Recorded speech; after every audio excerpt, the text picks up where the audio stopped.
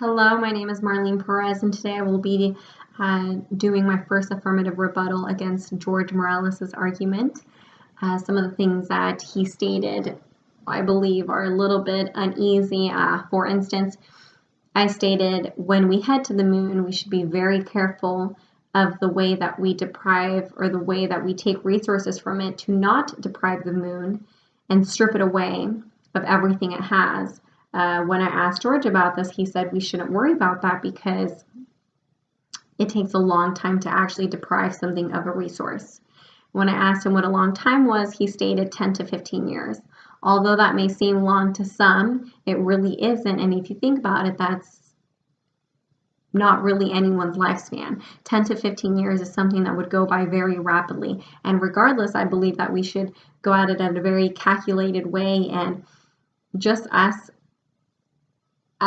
careful as possible, because we do not want to make this a one-time thing. I don't think going at it with the mentality saying that, it takes a long time to deprive resources or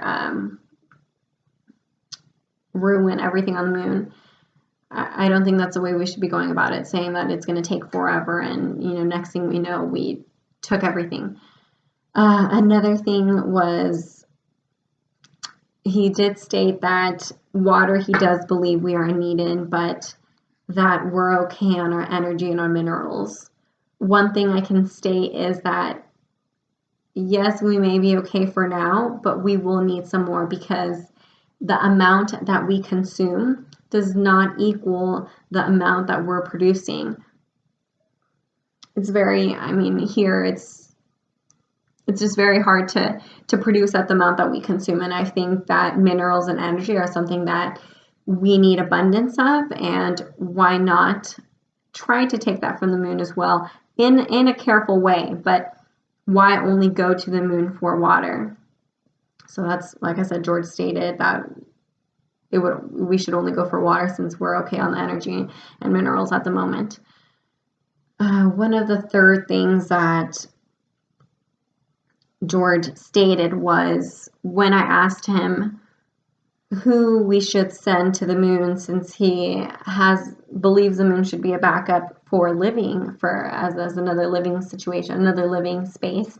I asked him who we should send out, and he believes we should send out the most physically fit and the mentally stable, which I think is great, but at the same time, shouldn't we be sending scientists out there? Only scientists, yeah, they could be fit, but let's not just focus on their fitness. Let's focus on sending people that can study the moon and people that can give data back to us and give us a feedback of what's going on up there, not just for living at the moment. Another thing is, I believe that we should check the entire moon out for any water that we can receive from there.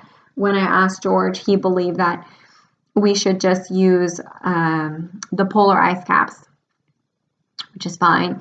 But why only limit ourselves to the ice caps? Why not extend our knowledge further? And if we have those scientists up there like I wanted, and those astronauts, well, obviously they would be astronauts, but if we had scientists up there, they could check out the entire moon and not just take from the ice caps.